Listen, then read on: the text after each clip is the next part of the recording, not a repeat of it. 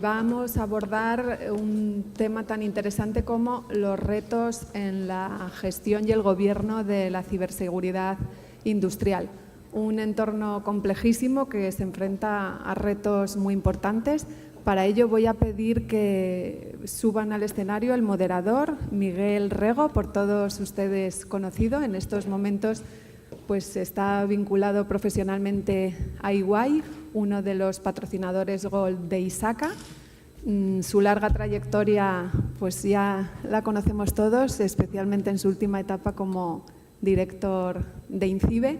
Y para desarrollar este panel cuenta con 3 expertos de primerísimo nivel en materia de ciberseguridad, que además pues desarrollan sus actividades en compañías del ámbito de los servicios esenciales, con lo cual pues no hay mejor compañía para desarrollar este panel. Voy a pedir, por favor, que suban al escenario Francisco Lázaro, CISO de Renfe, Antonio Simón Martínez, responsable de Seguridad Informática de Metro de Madrid, y Elena Matilla Rodríguez, responsable de la gestión y gobierno de la ciberseguridad en Red Eléctrica de España.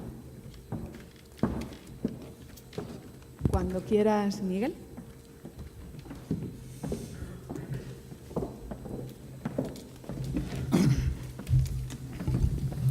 Bueno, pues muchas gracias, Ana, por la introducción. Buenos días, buenas tardes ya a todos. Gracias a ISACA por darnos la oportunidad de estar en esta mesa redonda sobre un tema, bueno, pues muy interesante, muy necesario. Como se constata fundamentalmente pues por el grado de atención y seguimiento que de manera recurrente se está haciendo en jornadas y eventos pues tradicionalmente centradas en la seguridad de la información y que ahora de manera natural está acogiendo este tipo de temáticas. Bueno, me acompaña, como comentaba Ana, pues 3 colegas, en primer lugar, 3 amigos y 3 expertos en esta materia que están viviendo de sus organizaciones, Renfe, Red Eléctrica de España y Metro de Madrid, pues esta problemática, pues me imagino, lo sé, con interés, con preocupación y con ocupación. Bueno, esto de la ciberseguridad en los entornos industriales es algo evidentemente relevante. No os voy a convencer a todos los que estéis aquí sentados que lo es, pero hay una cuestión que me parece muy interesante. ¿Cuántos de los que estáis aquí ahora viéndonos y escuchándonos estáis de alguna manera involucrados en temas relacionados con la ciberseguridad en el ámbito industrial? ¿Podéis levantar la mano? Bueno, vemos que muy poquitos,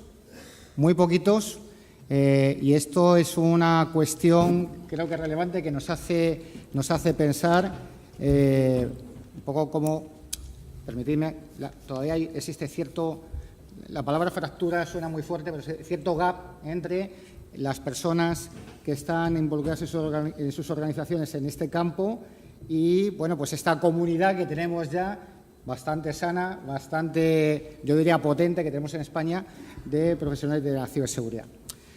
Quería empezar rompiendo el hielo y preguntando si os pediría que esto fuese más un diálogo que una presentación monotemática, ¿no? Pero me gustaría saber cuál es, desde vuestra opinión, ya que la mesa va de retos de ciberseguridad en el mundo OT, cuáles son, desde vuestra opinión, cuáles son los, diríamos, los 2 o 3 retos más relevantes en general a los que nos estamos enfrentando. Si me lo permitís, empezando por Elena. Bien. Sí. Buenos días a todos. Gracias a ISACA por contar con Red Eléctrica para participar en esta mesa. Y bueno, como ha comentado Ana, soy la responsable de ciberseguridad de la gestión y el gobierno de ciberseguridad en Red Eléctrica y este hecho responde a una apuesta, a una decisión estratégica de la dirección de implantar un modelo de seguridad integral. Entonces, bueno, pues para mí el mundo OT, yo provengo del mundo IT y el mundo OT era ese gran desconocido y bueno, yo creo que aportaciones como las que van a salir en esta mesa creo que son muy, muy importantes para trasladar a la importancia de la ciberseguridad. Y en este sentido, ¿a qué nos enfrentamos cuando hablamos de ciberseguridad en el mundo T? Yo creo que yo voy a empezar por el AIOU, a que el mundo T sea conocedor y sea partícipe de que realmente requiere la ciberseguridad dentro de sus procesos, porque lo que nos veníamos encontrando era que eso de la ciberseguridad no iba con ellos. Entonces, bueno, yo creo que vamos evolucionando. Poco a poco ya está calando el mensaje de que no son redes tan desconectadas, los dispositivos que están en las redes de control sí se pueden ver afectados por ciberamenazas. Por lo tanto, yo creo que el primer reto con el que nos encontramos es que ya entienden que la ciberseguridad ha venido para quedarse y que es necesaria para dar esos servicios esenciales que realmente nos están demandando. El siguiente reto que nos encontramos quizá es que tienen que entender las amenazas, tenemos que ser capaces de que podamos trasladarles la importancia que tienen las acciones que hacen, la ingeniería que hacen de sus procesos, los dispositivos que encontramos, que sean capaces el personal que trabaja en este mundo, en la parte de la OT, de reclamar y exigir a esos proveedores que sabemos que se cuentan con los dedos de una mano, que son muy poquitos, empezar a exigirles que la seguridad venga por defecto. Yo creo que la seguridad sea incluida en el propio diseño de estos dispositivos. Y yo creo que ese es otro de los retos importantes con el que nos vamos a enfrentar.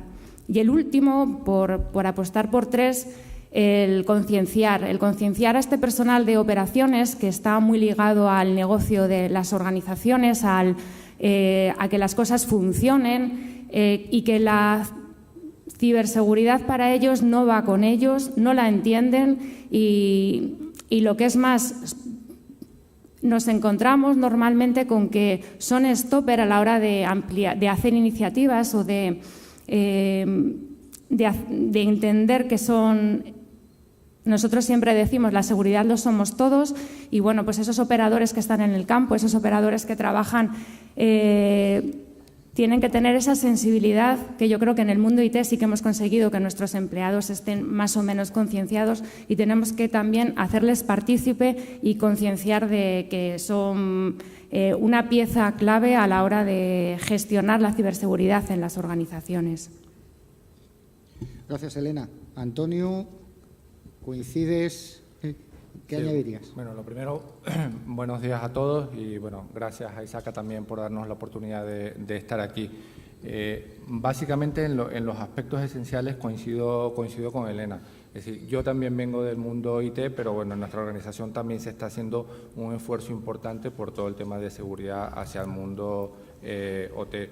Y coincido esencialmente en que, primero, es un tema uno de los retos es estructura organizativa y ámbitos. Venimos de mundos totalmente separados, donde las sensibilidades no son las mismas, las criticidades, las necesidades no han sido las mismas y evidentemente hay ahora un lenguaje o unas necesidades que están calando en el mundo OT que quizás en el mundo IT ya las tenemos más depuradas, más analizadas. Luego, no es menos cierto que en el mundo OT también nos enfrentamos al tema complejidad del entorno, heterogeneidad, dependencias de terceros. Eso, a su vez, conlleva la necesidad de conocer. Muchas veces no sabemos, se trabajan muchos proyectos en mano, no sabemos exactamente qué elementos tenemos. Hay dispositivos que, a su vez, tienen embebidos otros dispositivos que no conocemos. Entonces, todo ese descubrimiento, conocer exactamente qué tengo, a qué riesgos me enfrento, cómo afecta, es vital. Hay un tercer punto que lo mencionaba Elena también, que es tema concienciación, formación del personal más asociado a la operación del mundo OT. Y no quiero dejar de señalar, aunque había mencionado 2 o 3 retos, yo creo que hay un cuarto que va a derivar de todo el avance que tiene que hacerse. Es toda la adaptación que va a requerir el mundo OT para adaptarse a la seguridad requiere un alto impacto tanto operativo como económico y eso yo creo que hay que tenerlo muy en cuenta. ¿Qué opinas? Como todos vosotros, primero agradecer a ISACA, a la organización y, por supuesto, a todos ustedes por permitirnos compartir nuestras experiencias. En realidad, tanto Elena como Antonio han esbozado los principales retos con los que todos nos encontramos. Y por no repetir más o menos las mismas ideas, aunque van a estar ahí presentes en lo que yo voy a decir, para mí uno de los primeros retos es pasar de sistemas a procesos, que en el fondo es lo que habéis hablado, es estar concienciados, es buscar información, es querer entenderse unos y otros. Es decir, yo creo que la parte industrial y la parte de tecnología han vivido de espaldas y no les interesa mucho unos y otros los otros dos mundos. Y eso tiene que cambiar. Entonces, la forma de cambiar pues, es conociendo, es entendiendo también los entornos industriales que son particulares. Yo antes no he levantado la mano, pero también tengo responsabilidad sobre la parte AOT.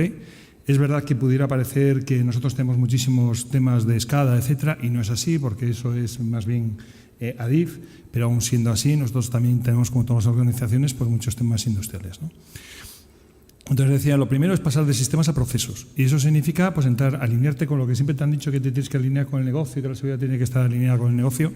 Significa que cuando llega, por ejemplo, un nuevo tren, pues tiene que tener requisitos. Cuando se está diseñando el tren, pues tienes que pensar en requisitos de seguridad que antes no los tenías en consideración, requisitos de ciberseguridad, y los tienes que tener presentes, aunque ya se tiene desde hace años, pero cada vez más y con mayor impulso y fuerza. Hay otro aspecto que también nos preocupa bastante, que es todo el tema de la cadena de suministro. Es decir, lo habéis dicho vosotros, en la parte de diseño, pero también, y muy importante, en la parte de mantenimiento.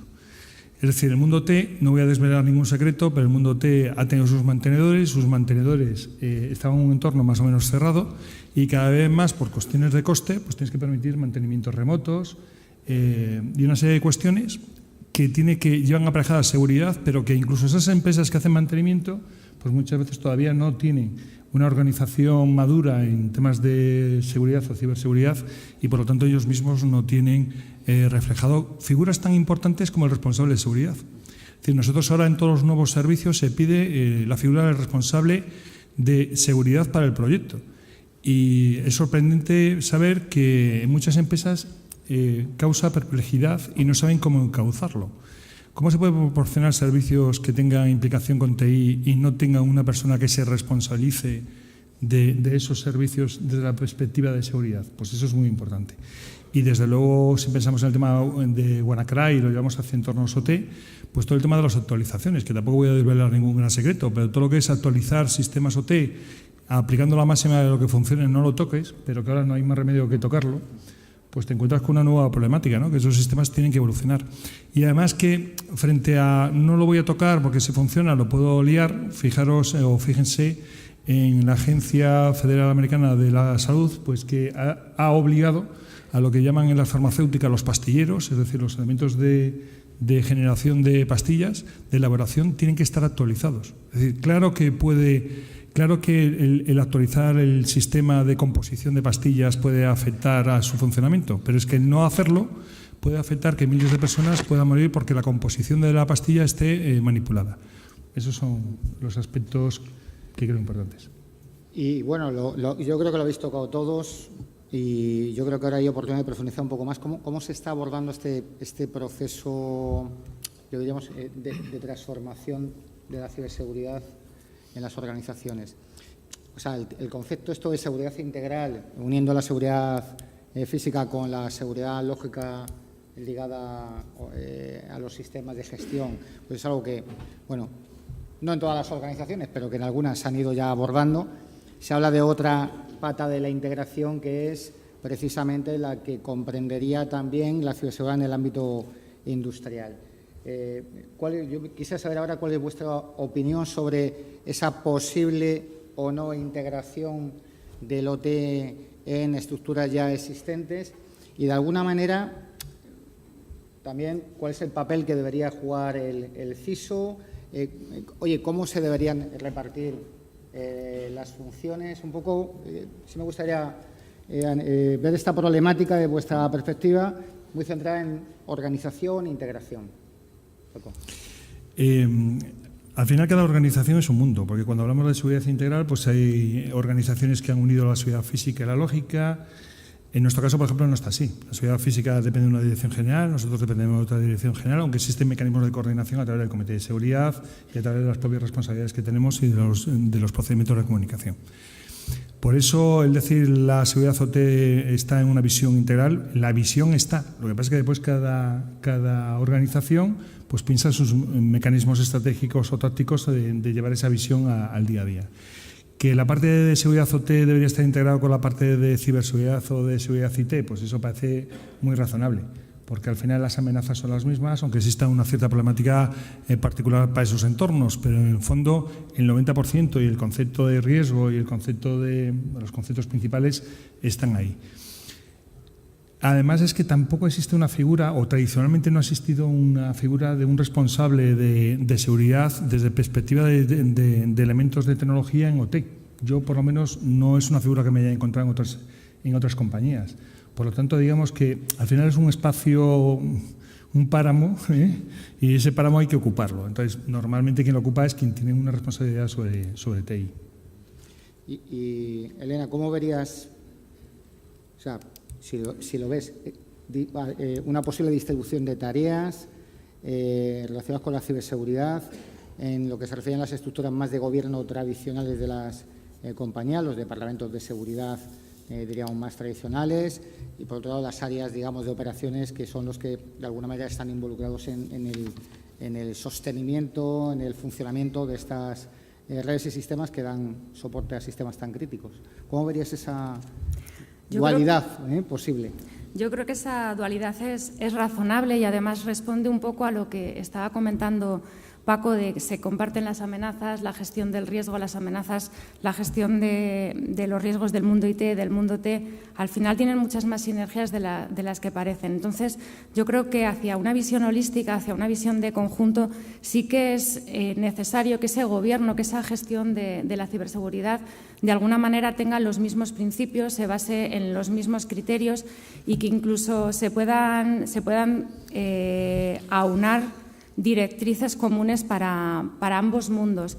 Y, sin embargo, sí que es cierto que luego lo que es la operativa, lo que es la explotación, lo que decimos las manitas de actuar, sí que entendemos que son dos mundos diferentes, son dominios distintos y que tiene que haber especialistas en cada una en la propia operación de estas funciones. Sí que creo y sí que consideramos que hay funciones que deben de ser cross, que deben ser integrales, y además es que no se debería entender de otra forma, porque al final el riesgo es de la organización, no estamos hablando de silos como anteriormente el mundo IT y el mundo T. Entonces yo creo que ya está calando el mensaje de que los riesgos no son de la TI, ese problema no lo tiene la TI, o ese problema lo tiene la operación, sino que realmente ese problema al final es de nuestras organizaciones y tiene que haber esa visión integral, esa gestión integral, especialmente para aprovechar sinergias y para poder cubrir lo mejor de cada mundo. Evidentemente necesitamos apoyar y tener un conocimiento de lo que hay debajo para hacer una gestión de riesgos eficaz, pero como un apoyo. Pero yo, comparto la postura de que creo que sí que es bueno tender a que haya funciones cross y que se defina la organización de una manera, con un modelo organizativo o con otro, pero que sí que se apueste por hacer una gestión integral de la ciberseguridad.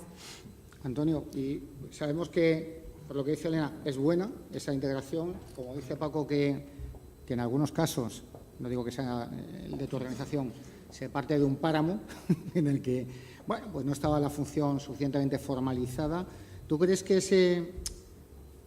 somos al final españoles, ¿no? ¿Tú crees que esa transición hacia un modelo lógico va a ser sencilla o...?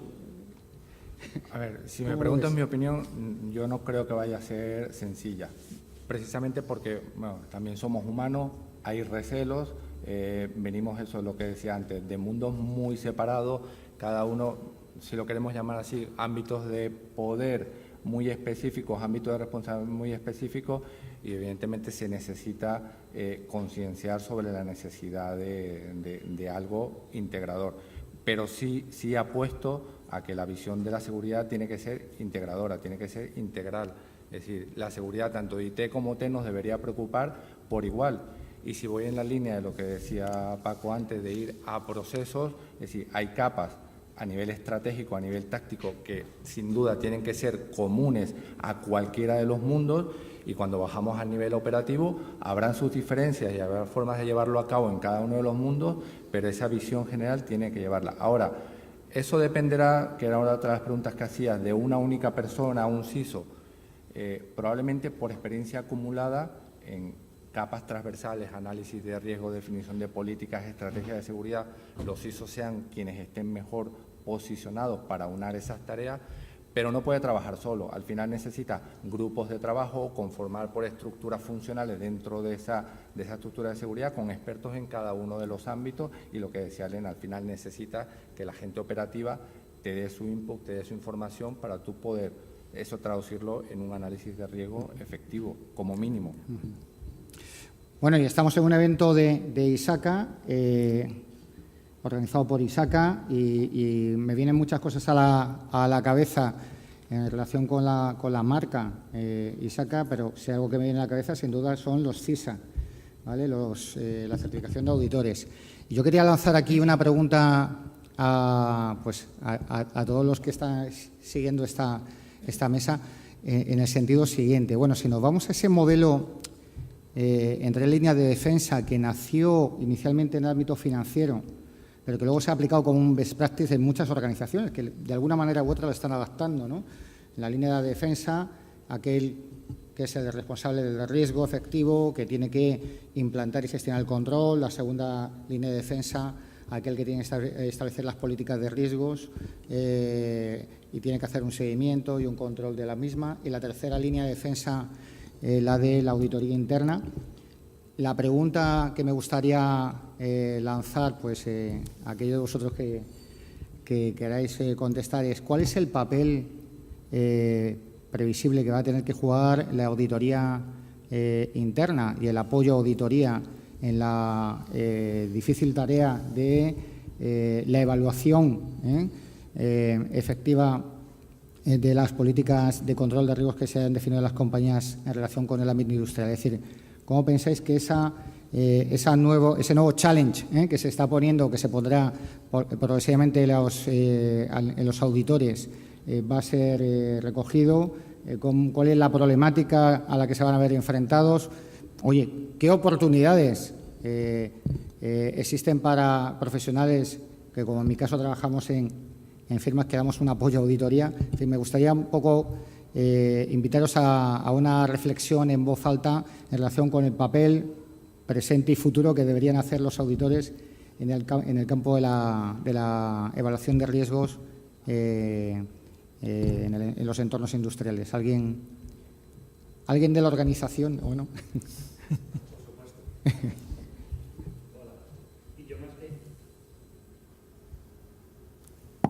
Hola, ¿qué tal? Bueno, te tengo que coger el guante por dos motivos: por presidente de ISACA en el capítulo de Madrid y por auditorio informático, ¿vale? Y también por haber trabajado en una empresa que tenía su parte IT y su parte OT, aunque no era precisamente industrial como estamos hablando de SCADA, sino tenía unos sistemas más parecidos a los de IT. Pero yo creo que desde el punto de vista del auditor, para mí no ha habido diferencia, ¿vale? Para mí no ha habido diferencia. Es tu campo de actuación. Quizás hemos empezado por ahí, que era lo más controlable, lo hemos mirado, ya estábamos mirando ya con lupa, con mucho detalle, y yo creo que ahora tenemos que saltar a esa otra parte y hay que empezar desde el principio, ¿vale? Yo me acuerdo en algún momento que alguien me preguntaba, dice: ¿auditáis si las bases de datos son íntegras? Digo, no me parece lo más razonable. Dice: oye, eso yo creo que está muy, muy superado. Pues a lo mejor hay que empezar en los sistemas SCADA y este tipo de cosas con temas de: tenemos bien escrita la política, la tenemos actualizada, las normativas, los procedimientos, hay que empezar muy atrás, ¿vale? Y dependerá de cada empresa del grado de madurez que tenga en este nivel. Para mí sigue siendo el mismo trabajo. Lo que pasa es que ciertamente nos hemos focalizado en la TI, la tenemos trillada y hay que dar este salto, ¿vale? Yo ya lo di cuando estaba en activo en Telefónica, lo di y realmente es entras en un campo muy amplio donde tienes que tener nuevos conocimientos, te tienes que preparar. Es un esfuerzo para el auditor, ¿vale? Tienes que controlar una parte y la otra la tienes que aprender. O sea que es vamos, para mí fue bastante interesante saltar a ese otro mundo. Muchas gracias. ¿Hay otra pregunta? Vamos, más que pregunta. Bueno, voy a ser muy rápido porque no quiero. También en ISACA, pertenezco a la Junta de ISACA y he estado 40 años en Repsol, así que conozco la parte industrial bastante.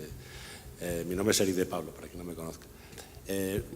Bueno, lo primero, el punto más delicado yo lo veo en la segunda línea de defensa. ¿Por qué? Porque hay carencias de modelos de control en este momento en los entornos industriales. Esos modelos de control, que no pueden ser exactamente los mismos, tienen que adaptarse, son parecidos, bastante similares, pero hay que cambiarlos. No puedes poner usuario y password en la sala de control, hay cosas que no puedes hacer. Pero el principio que quieres proteger es el mismo, con lo cual lo que hay que hacer es adaptarlo. Y esa segunda línea tiene que trabajar bastante. La tercera línea, la auditoría, es, con lo que acabo de decir, totalmente de acuerdo con Ricardo, tiene que aprender a auditar este tipo de cosas. ¿Cuál es el problema? Que hace falta personas con capacidad, con liderazgo y con conocimientos para poder moverse en ambos mundos. Y eso no es trivial. Conseguir personas que sean reconocidas en el mundo industrial y en el mundo de TI no es sencillo. Y necesitamos que esas personas estén trabajando porque los modelos de control que hay que implantar tienen que estar bien diseñados y hay que convencer para que esos se vayan implantando, se pongan a funcionar, porque luego la labor del auditor es más sencilla, es auditar eso. Yo no lo veo eso problemático. Ahora, ¿qué figuras son esas? Pues a veces resulta que esa figura la encuentras en auditoría, a veces esa figura la puedes encontrar en control interno, en la segunda línea, a veces la encuentras en operación.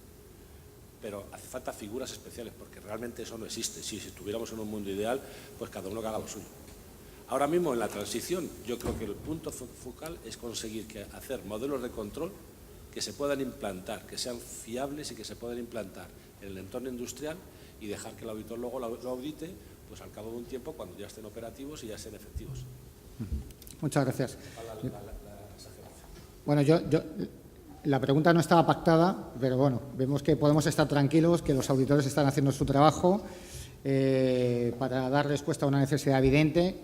Has comentado dos aspectos también muy relevantes y muy interesantes que además me permite saltarme el guión que había pactado previamente con los participantes en esta mesa, y es precisamente el de los entornos de control, que lo podemos asociar también a tener marcos normativos o de best practice de referencia, y el tema de la formación. Yo creo que esos dos ámbitos, como tú también apuntabas, aplica a primera, segunda y a tercera línea de defensa.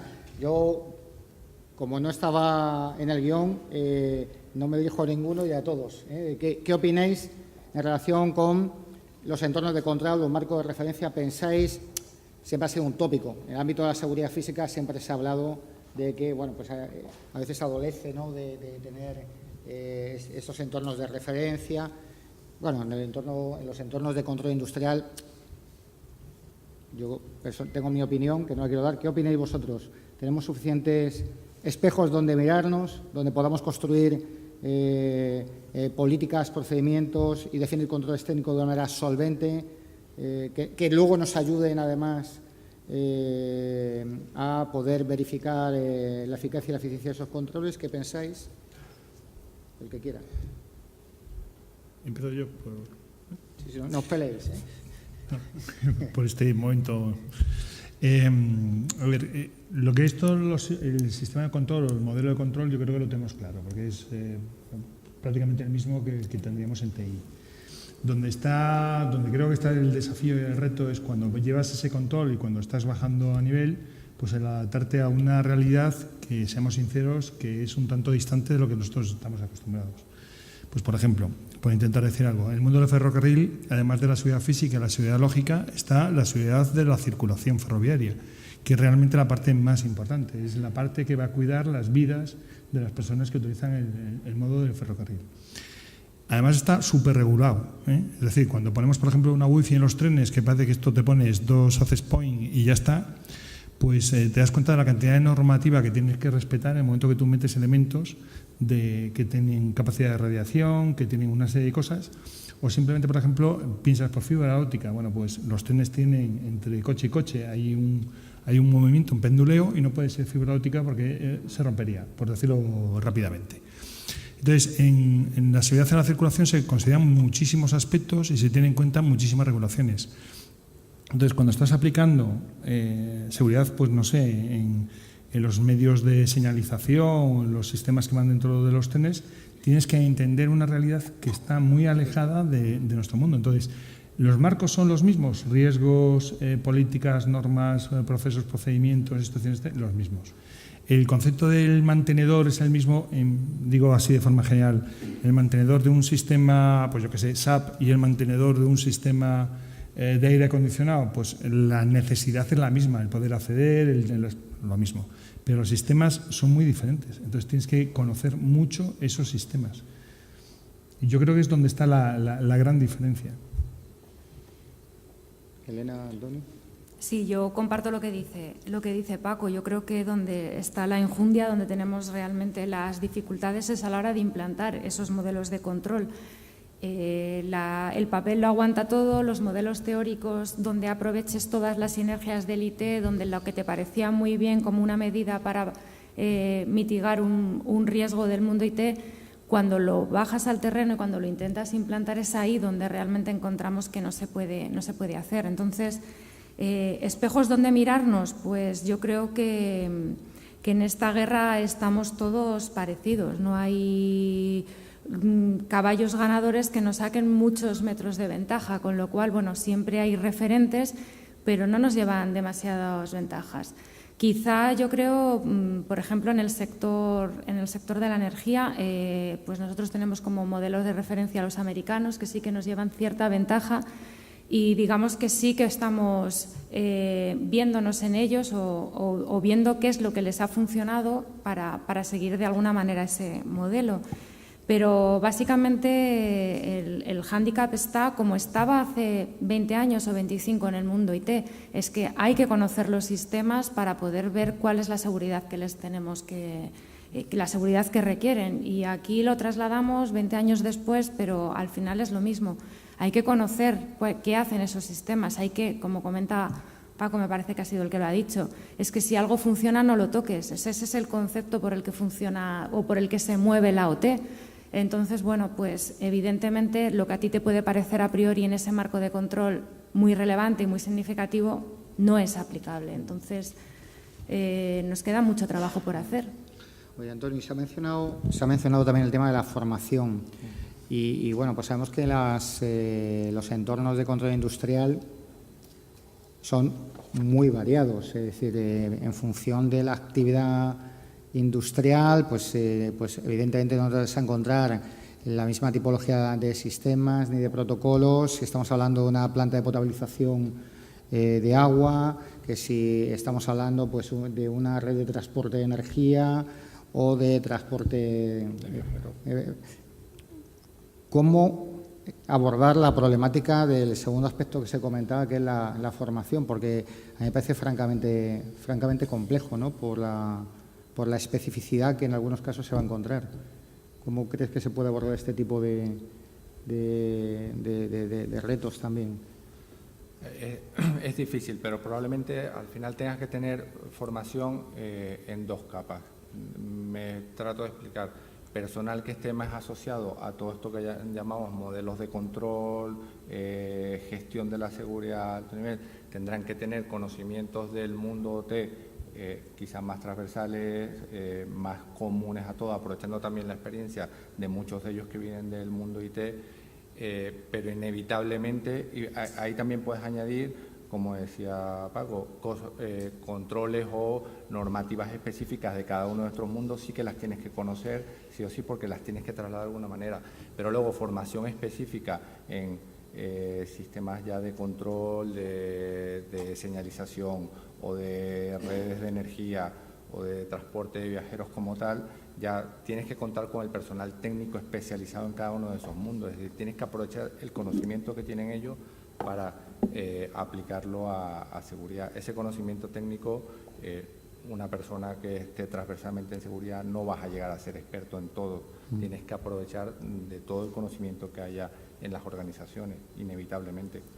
Mira, probablemente en algunos casos va a ser casi más sencillo hacer el camino en el sentido contrario, y me explico. Es decir, se me ocurre que quizá pues, ya especialistas muy de soporte técnico en redes de control, bueno, pues se podrán, digamos, modelar su mente y llevarla al mundo de la ciberseguridad casi, sobre todo cuando haya que abordar tareas más sencillas, ¿no? O sea, perdón, tareas más complejas y probablemente eso, siendo complicado, también puede ser una alternativa. No es muy diferente del camino que hace muchos años emprendieron muchos profesionales. Sí, mucha de la gente que está en seguridad TI tuvo sus comienzos en la gestión de redes y comunicaciones y han evolucionado hacia el mundo de la seguridad en su primer momento, cuando hablábamos de firewall, de IDS. Sí, sí. Entonces, quizás no es un camino tan diferente del que ya se andó en su momento. Sí, sí. No, tiene toda la lógica, desde luego. Hemos comentado también al principio, al hablar de los retos, de lo importante que es la seguridad en la cadena de suministro.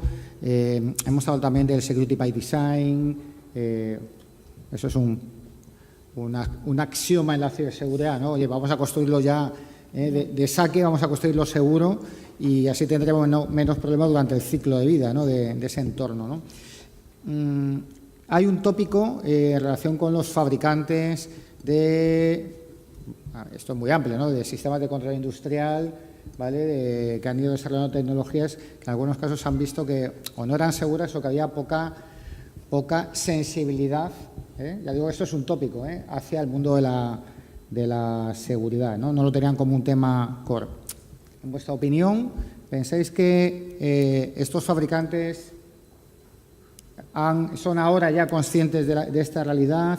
¿Lo están incorporando ya en los sistemas, ¿vale?, que están poniendo en el mercado, incluso a los servicios que dan pues puesta en producción, o seguimos en ese tópico, ¿no?, de siempre, de que, bueno, oye, lo venden y se olvidan de la seguridad? ¿Qué opináis? ¿Ha habido algún cambio en ese sentido?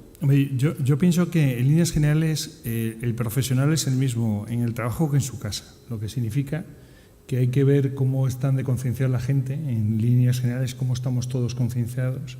Y cuando ves estadísticas, como ayer se publicaba, me parece que era pues el estudio de Cisco, me parece recordar, y decía que 1 de cada 10 personas no tiene en consideración ningún aspecto de seguridad, ninguno, que el 50% le pone contraseñas a los dispositivos y tal. Esa persona que lo hace con su teléfono o que lo hace en su casa es el mismo que después es un profesional.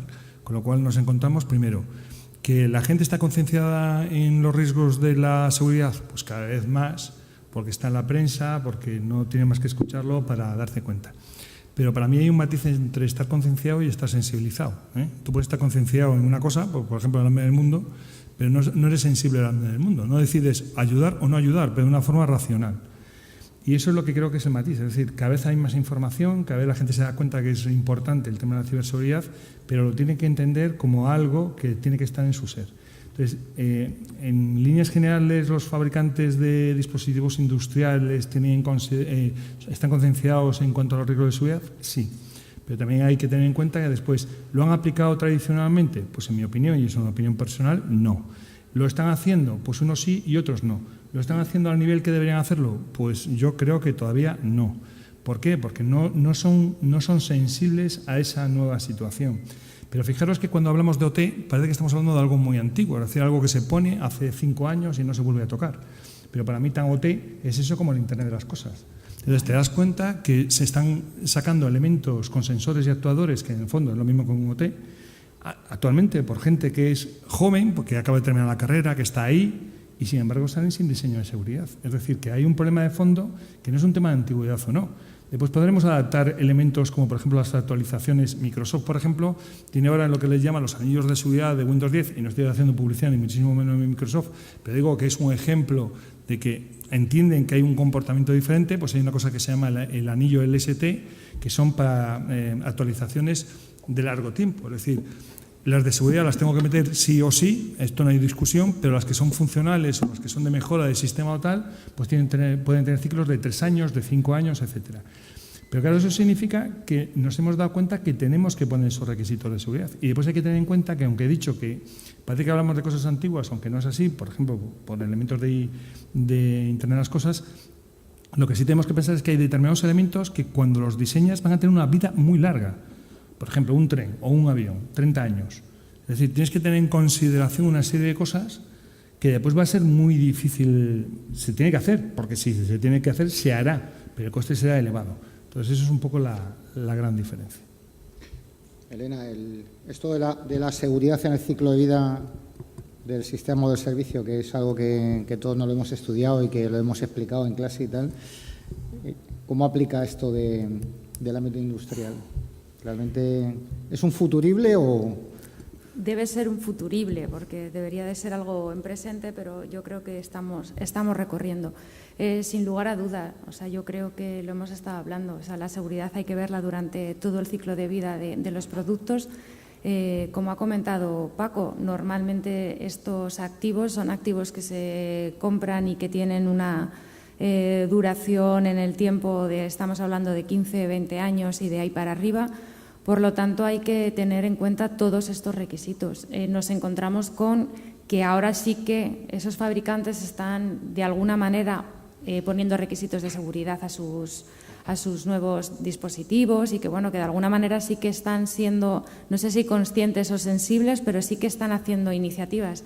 Pero nos encontramos con mucha obsolescencia en el parque de dispositivos que tenemos en las organizaciones y para ahí pues sí que nos encontramos con ese problema. Entonces, yo creo que dentro del ciclo de vida habría que distinguir, por un lado, dónde enganchamos para aquellos dispositivos, dónde securizamos en ese ciclo de vida para aquellos dispositivos que tenemos que son, permitidme, viejunos y sí que de alguna manera podemos empezar a exigir para los nuevos. Y luego, evidentemente, durante toda la fase, se ha comentado aquí, no solamente a la hora de adquirir, sino que estamos viendo que es necesario evolucionarlo, los mantenimientos, o sea, que todo tengamos la seguridad implícita durante todo el proceso. Y en esto yo creo que parte de la sensibilización, como se ha comentado, no es solo que lo digan el Departamento de Seguridad, los chicos de seguridad, sino está saliendo en prensa, eso, quieras o no, también hace que calen los mensajes. Y lo que es más, estos fabricantes se están viendo de muchas maneras evaluados y valorados, porque cada vez hay más soluciones de terceros que de alguna manera revisan o dan información de cómo se está. Cada vez hay más conocimiento, lo cual supone que cada vez se puedan rebatir esos argumentos de los fabricantes de no, es que no tenemos puerto serie, no es que esto está embebido, no es que esto no se puede hacer. Entonces yo creo que hay demasiadas variables en ese entorno para que los fabricantes sean conscientes y empiecen, yo creo, por lo menos ese es el deseo que tenemos todos, o sea, empiecen a trabajarse en la seguridad durante, evidentemente, todo el ciclo de vida. Antonio, en ese sentido, que falta que los fabricantes, algunos al menos, se metan en la rueda. ¿Tú crees? Porque al final, teniendo en cuenta que muchos de estos sistemas están funcionando en entornos en el que excede la security, están en el safety puro y duro, ¿no? Y especialmente, bueno, pues en negocios como los vuestros, ¿no? ¿Cuál es tu opinión en relación con la posibilidad de que se pueda exigir a determinados sistemas que van a funcionar en redes de alta sensibilidad desde el punto de vista del safety, que cumplan ciertos estándares de certificación o que tengan que responder a determinados perfiles de protección? Esto, oye, así teóricamente podría ser deseable. ¿Cuál es tu opinión al respecto? ¿Lo ves viable? ¿Ves que esto puede ser un...? Sí, bueno, en base a lo que ibas a la pregunta original que habías hecho, yo creo que es necesario que estén establecidos esos requisitos. Ahora, ahí sigue habiendo un gap. Quienes tenemos que establecer los requisitos desde las organizaciones, igual tampoco tenemos todo el conocimiento para establecer completamente esos requisitos. Pero sí es verdad que la seguridad del diseño cada vez está más, cada vez se buscan productos que estén certificados por un tercero autorizado. Entonces, es ciertamente una garantía de que eso se establece. Entonces, yo creo que ese es el camino por el que se debe ir. Y hay otro aspecto que lo comentabas antes, que es los mantenimientos. Es decir, y ahora cada día parece que vale menos aquello de mi entorno es cerrado, mi entorno está securizado, no se ve susceptible de sufrir un ataque, una amenaza, y ahora la tendencia está siendo a que en los propios contratos de mantenimiento ya queda establecido que tiene que cubrirse un ciclo de parches, gestión de vulnerabilidades, tienes que tener como mínimo un laboratorio de lo que tienes implementado en los diferentes clientes para precisamente cubrir todo ese ciclo de gestión. Entonces, eso ya se está empezando a poner sobre la mesa, que ya esos contratos de mantenimiento lleven incorporados todo ese tipo de cláusulas. Entonces, ya no va a ser un tema de yo decido o no decido si incorporo seguridad a mis productos, sino que estoy obligado porque tengo un contrato y tengo una presión de un cliente. Bueno, pues en este punto de la sesión yo quisiera ofrecer la oportunidad a vosotros, a la audiencia, de hacer preguntas a los intervinientes, que como han demostrado hasta el momento, pues son grandes conocedores de esta materia. Hola, gracias. En primer lugar, más que una pregunta, quisiera hacer una reflexión un pelín en voz alta. En primer lugar, ya cuando hablamos de ciberseguridad industrial, en los foros en los que por lo menos yo me muevo, se está acotando muchísimo la seguridad industrial a aspectos como más de infraestructuras críticas o estratégicas, pero la industria es algo más. Mi empresa es un fabricante de productos para finales, un producto final, y un fabricante de productos que tiene la seguridad, o sea, que la seguridad está en todas las fases puras del desarrollo del producto, desde el diseño hasta la destrucción del equipo, el ciclo completo de vida de ese equipo. Porque es un equipo que se va a dedicar al trabajo en Verifone, es un producto que va a ser para el manejo de nuestras tarjetas, de nuestro dinero. O sea que si hay muchos requisitos de seguridad en el mundo, pues el mundo de la banca no hay mucho que explicar. Eso en cuanto al título. O sea, estamos hablando, soy un fabricante y creo que soy parte de la industria. Y sin embargo, en estos foros jamás se maneja ese tipo de industria. Se hace referencia a esa parte de la industria, ¿no? Más comentarios. Esta distinción que estáis haciendo entre IT y OT, yo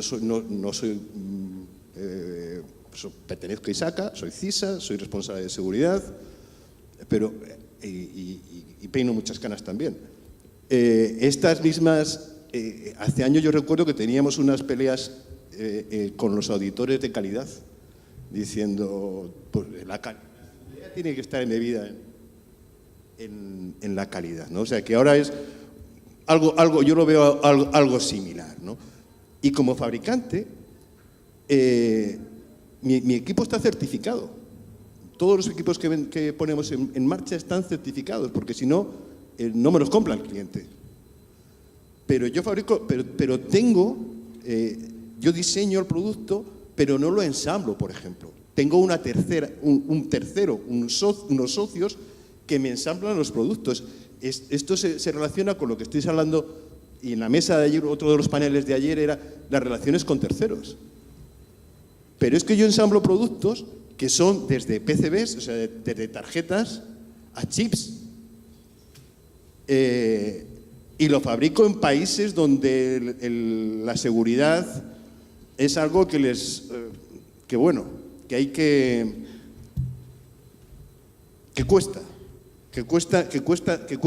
cuesta meterles en esto. Y luego lo reparo en todo el mundo. Es decir, estoy muy de acuerdo con vosotros en el concepto general, pero hay que bajar muchísimo, ¿eh? Hay que bajar muchísimo, porque tú estás hablando de la seguridad en tus trenes, en tus equipos en los trenes. Pero el equipo está certificado, pero o el fabricante pone controles de verdad. Absolutamente. O no hay nada que hacer. De eso precisamente es de lo que estamos hablando. Y lo que estamos diciendo, cada uno pues habla del entorno que conoce, y sobre todo porque se supone que lo que estamos haciendo aquí es trasladando experiencias nuestras. Por eso yo no he hablado de cajeros automáticos porque es otro mundo y porque además de otro mundo maneja información. Es decir, si estuviéramos hablando de elementos OT, para mí ese enzima tiene una característica que juega a su favor, que mueve información y siempre se ha considerado y además es un campo muy regulado. Y esa es la parte más positiva. Pero lo que estaba contando yo, por ejemplo, es que hay que bajar a todos a la cadena de fabricación y a su vez la cadena de fabricación tiene que ir a sus propios proveedores. De hecho, nosotros estamos hablando con fabricantes de material y ellos están evidentemente tan interesados como nosotros en cada vez tener más niveles de seguridad. Pero a su vez ellos tienen que trasladar eso mismo. Y hace pocas jornadas tenía el privilegio de dar una charla en el País Vasco, en Euskadi, y detrás de mí pues, la consejera de TI del gobierno vasco pues, hacía el cierre. Y cuando nosotros, cuando trasladé una cosa muy parecida a lo que he dicho hoy aquí, que es necesario que haya un responsable de seguridad en toda la cadena, es decir, en cada proveedor y a su vez ese tendrá que pedirlo tal, pues la consejera dijo una cosa que yo no la había llegado hasta ese punto, pero me pareció que había tenido una muy correcta visión. Decía, en Euskadi el tipo de empresa es mediana-pequeña. Entonces, el nivel de madurez que tiene en relación con la seguridad, pues no tiene responsables de seguridad, no tiene equipos de respuesta ante incidentes, no tiene eso. Pero el pedir nosotros como compañías pues, grandes, el pedir que cualquier servicio que se nos proporcione tenga un responsable de aspectos de seguridad de la información en ese servicio, hace que a su vez esas empresas pequeñas y medianas tengan un requerimiento y por lo tanto tengan ya una preocupación. Entonces, provoque que en su propio organismo se muevan las cosas, ¿no? No con la misma capacidad que podría tener una gran empresa, pero sí, por ejemplo, pues con conocimiento de seguridad o con conocimiento de amenazas, etcétera. Es decir, totalmente de acuerdo en lo que tú estás diciendo, que hay que bajar, por supuesto. Sí, es que, perdona que ahonde un poquito más, pero es que está hablando de un fabricante que no tenemos dispositivos escala, o sí, porque ¿qué es un robot? ¿Qué es? ¿Cómo se maneja un robot para la construcción de una PCBA, ¿no? O sea, estamos hablando de eso. Yo recuerdo que uno de los primeros controles que vi en una fábrica era pesamos los equipos. Pesamos, o sea, cada una de nuestras máquinas pasa por una báscula para ver si se ha introducido algún elemento nocivo en el proceso de fabricación.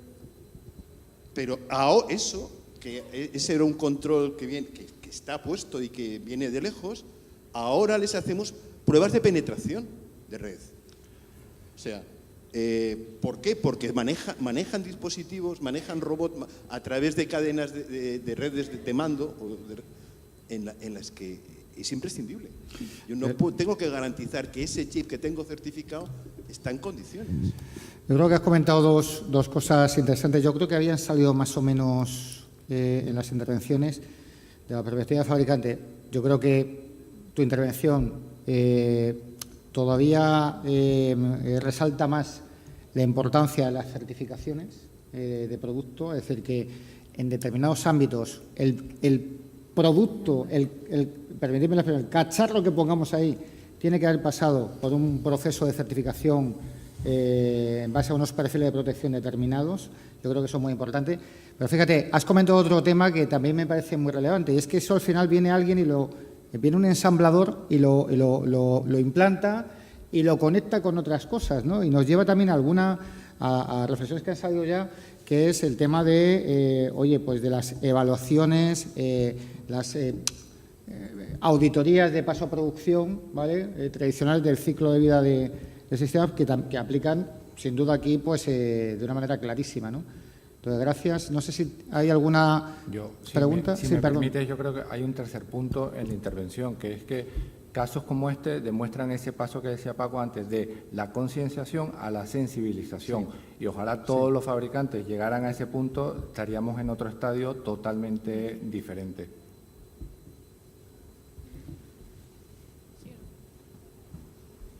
Hola, muy buenas. Solo por un par de comentarios sobre este tema de la certificación. Yo creo que además tenemos otro reto, que es lo que se está abordando también ahora en Europa, y es que cuando alguien dice un producto está certificado, yo me permitís, pero no sé lo que significa. O sea, ¿que está certificado de qué? Porque ese perfil de protección, ¿quién lo ha hecho? ¿Para qué vale?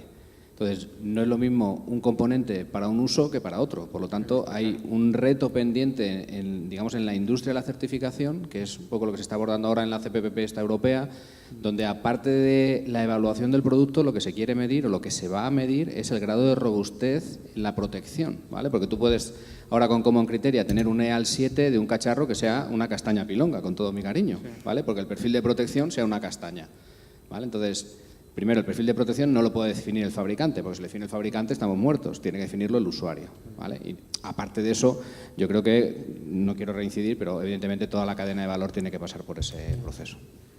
Además, es un tema, Antonio, muy relevante, y la prueba es que la Comisión Europea ya lleva dándole vueltas a esto de la certificación, específicamente en el mundo OT, desde hace ya varios años, y ha estado que si Common Criteria sí, que si otras alternativas por otro lado, y a prueba de hoy, 2017, todavía estamos a verlas venir.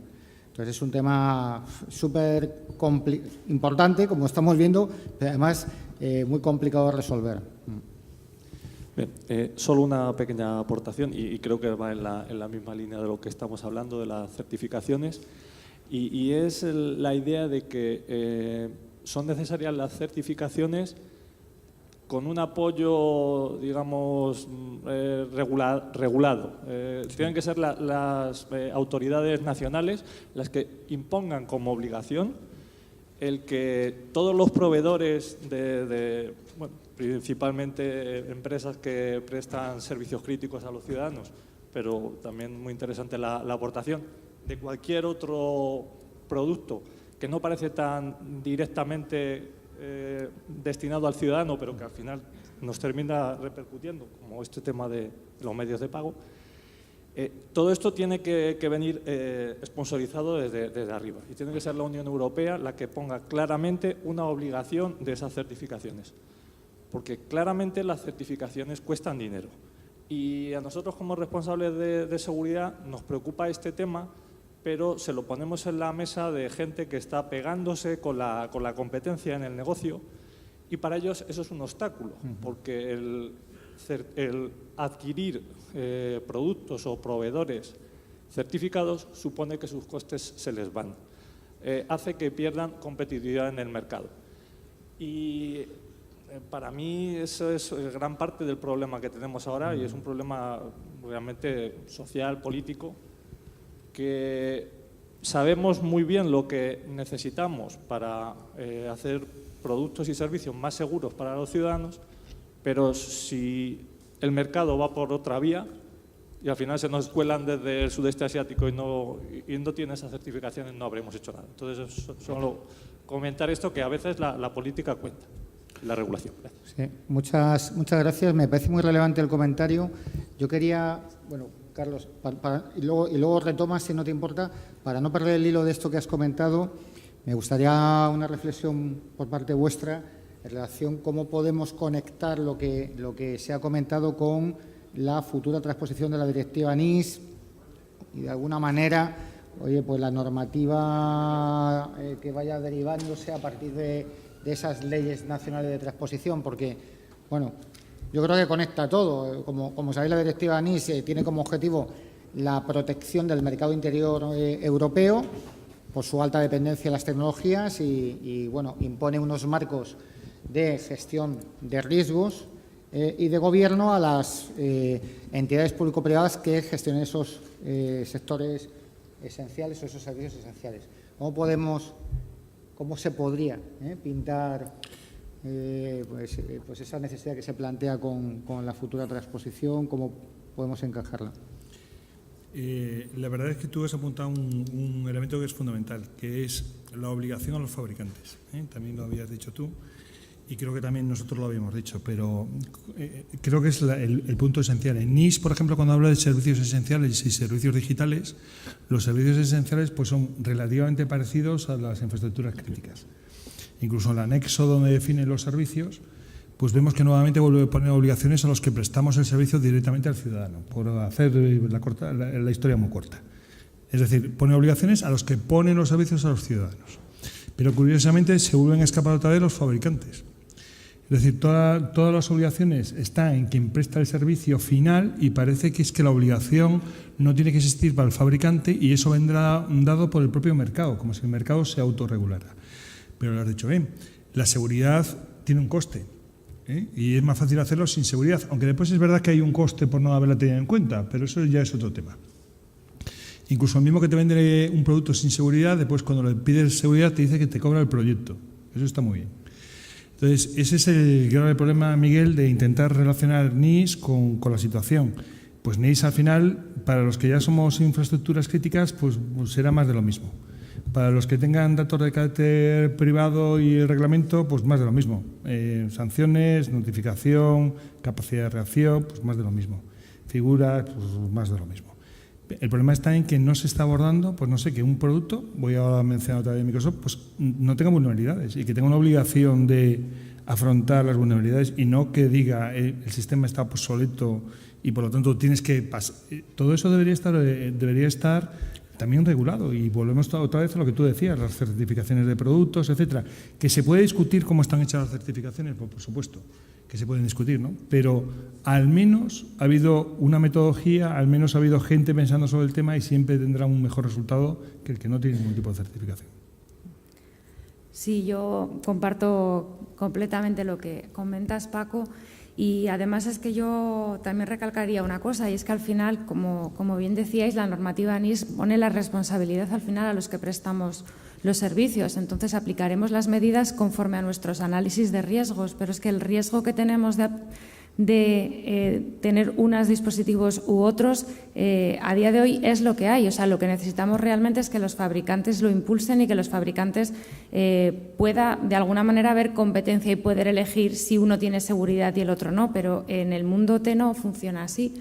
Entonces, bueno, yo creo que la directiva NIS a la hora de la ciberseguridad OT, yo creo que los que venimos de infraestructuras críticas, con la Ley de Protección de Infraestructuras Críticas ya estaba de alguna manera todo esto recogido, en mayor o menor medida, y seguimos teniendo el mismo riesgo, o sea, tenemos el mismo problema, y es que en la gestión del riesgo no tenemos mano para poner contramedidas a nuestros dispositivos industriales.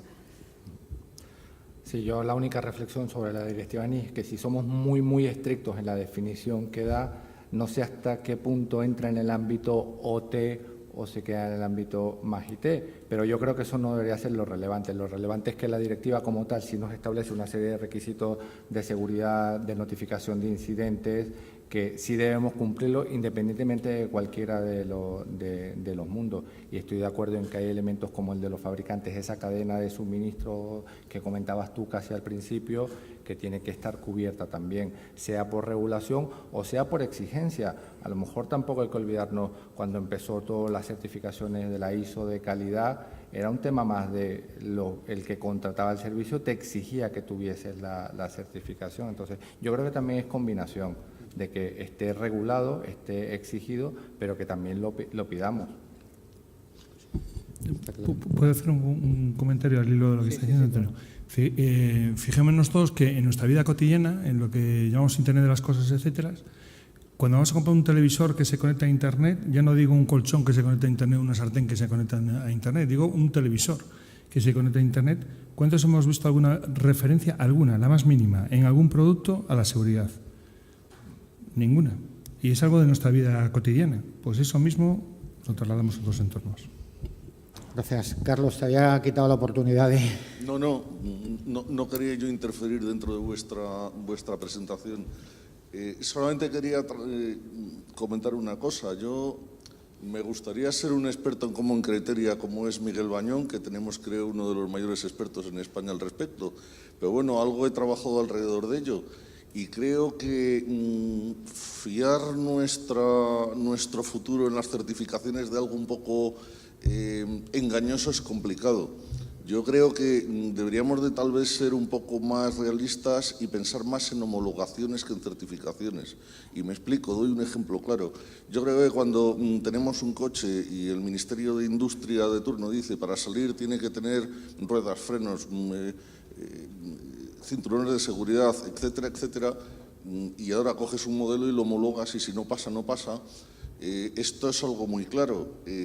Los productos de seguridad, para empezar, no sabemos lo que es seguro, lo que no es inseguro, depende de cómo lo uses, del entorno donde se sitúa, las operaciones que le hacen los usuarios, en fin, es un tema mucho más complejo todavía. Epistemológicamente no está claro qué es eso de la seguridad, ni siquiera de un coche. Tú ahora coges un coche y lo estrellas contra gente y matas a gente, y el coche que estaba homologado para proteger a los viajeros ahora es inseguro para los peatones. Yo creo que si bajamos un poco a la realidad y pensamos más en homologaciones y decimos, mira, esa televisión de la que hablamos, yo el otro día me compré uno, enchufé, coge una dirección IP, no se sabe muy bien, no se sabe qué habla con el fabricante. Dice, quisiera por lo menos saber que eso cumple unos mínimos imprescindibles de requisitos, y es, a ver, tiene que tener un control de acceso fiable. Tú no puedes tener un cacharro que venga predefinido con ABC 1, 2, 3 y que aquello siga funcionando de aquella forma, y que la robustez del usuario, quiero decir, es que estamos hablando de unas cuestiones micros sin las cuales estos aspectos micros de control de acceso, etcétera, etcétera, no se debería permitir instalar y poner en servicio un equipo industrial como una máquina herramienta, etcétera, etcétera.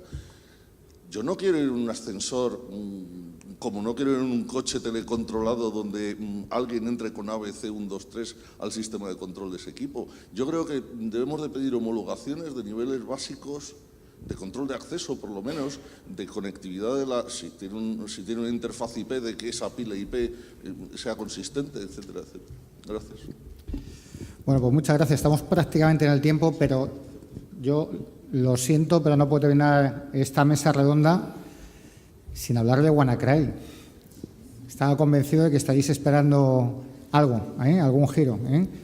Claro, que es una mesa redonda, sin hablar de WannaCry, ¿no? Cuando se habrá tratado ya. Por eso os pido, como estamos ya prácticamente en tiempo, que hagáis una muy breve reflexión de lecciones aprendidas WannaCry, pero aplicado al mundo OT. Es decir, hemos visto, bueno, no ha habido mucha publicidad en noticias en relación con el impacto en redes industriales. Si sabemos algo de Renault, sabemos algo de Nissan, en Time, en Reino Unido, tuvieron que parar, en fin, pero realmente no parece que haya habido tampoco una excesiva trascendencia. ¿Qué habría pasado? ¿Qué lecciones aprendidas podemos aplicar del análisis de este, incidente global, que a todos nos viene muy bien, todo hay que decirlo, porque es así, en el ámbito industrial? Os pido concreción, que 2 o 3 consejillos podemos trasladarle las lecciones aprendidas al ámbito industrial. Paco.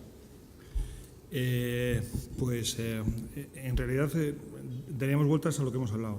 La primera es toda la cadena de suministro, porque yo creo que en WannaCry lo que vimos todas las empresas es que, depende del grado de madurez de tu compañía, pero digamos que si tienes un nivel razonable de control, y digo razonable de control, pues te das cuenta que donde más pierdes el control precisamente es en los terceros, y a su vez en los que se conectan a los terceros. Porque estos son los amigos de mis amigos, son mis amigos, y a su vez ellos se conectan. Entonces, por un lado sería el control de los terceros, por otro lado que hay mucho elemento que parece que es un mueble que no lo es. Pues, por ejemplo, a los ferrocarriles alemanes pues les apareció en los carteles de trayectos y horarios, les apareció WannaCry. Pues a veces parece que eso es un mueble, es más o menos una televisión que tiene informática. Bueno, pues tiene informática y tiene capacidad de comunicación. Cada vez más la necesidad de segmentar, que todos lo tenemos claro, pero aún teniéndolo claro, hay que hacer esfuerzos de orden económico, de organización, etcétera. Y yo creo que son 3. No sé si las 3 principales o no, pero sobre la marcha son las que se me ocurren. Gracias, Elena. Bueno, aparte de las que ha comentado Paco, yo añadiría que esto ha servido para los 2 mundos como ciberejercicio. En aquellas empresas en las que se han visto afectadas, pues un ciberejercicio mucho más real y con un equipo de respuesta ante incidentes que ha tenido que trabajar duro, y en el resto de empresas pues como ciberejercicio también. Entonces, lecciones aprendidas nos ha servido para sensibilizarnos todos, en todas las organizaciones, desde el empleado que solo trabaja con los sistemas corporativos hasta la alta dirección, pasando por los operadores, nos ha servido a todos. Todo el mundo ha hablado de ciberseguridad en el Puente de Mayo, con lo cual yo creo que para eso sí que también ha servido. Y luego, bueno, pues en muchas organizaciones ha servido para ver que esos equipos que no se podían por nada del mundo parchear porque iban a dejar su funcionalidad de operar y entonces íbamos a tener servicios indisponibles, pues para darnos cuenta que, bueno, que de alguna manera algunos sí que se podían parchear, que de alguna manera sí que se puede proceder a hacer una gestión de vulnerabilidades con limitaciones o sin ellas, de la mano de los fabricantes. Pero bueno, yo creo que también ha puesto de manifiesto que ante una necesidad pues no es negro todo lo que antes era negro, sino que empiezan a parecerse a una escala de grises. Gracias, Antonio. Sí, yo creo que las tres principales lecciones aprendidas, más allá de que WannaCry en sí mismo fue una prueba de concepto totalmente exitosa y a partir de aquí ya sabemos por dónde van a venir los tiros, yo creo que tres cosas. Ha sido positivo para resaltar el tema de que lo que hablábamos aquí, de que la seguridad es importante en todos los ámbitos, ha creado alarma e inquietud y eso yo creo que es positivo. Lo segundo, hemos visto que el tema de conectividades a todos esos elementos hay que controlarlo mucho porque es un factor de riesgo importante. Y el tercer punto, que yo creo que ha quedado demostrado y es en lo que hay que trabajar, la agilidad de actuaciones en un mundo y otro no son equivalentes y todo el tema de parcheo, filtrado de tráfico no es exactamente igual, entonces hay que ver cómo transponer la experiencia de un mundo al otro para estar en situaciones más o menos equivalentes. Bueno, pues muchas gracias. Yo creo que hemos dado un repaso, no sé si completo, pero sí bastante intensivo. Hemos hablado de formalizar la identificación de riesgos en el ámbito de OT. Hemos hablado también de impacto económico, otro factor importante, la importancia también de la regulación, de no solamente sistemas, sino también de procesos, de la importancia de la cadena de suministro y del papel relevante que tienen los fabricantes y, bueno, yo diría casi, en definitiva, de incorporar de una manera formal la ciberseguridad como una función dentro del ámbito OT en aquellas organizaciones que no lo hayan hecho todavía. Muchísimas gracias por la atención y pido un aplauso para los participantes en esta mesa que lo han hecho muy bien.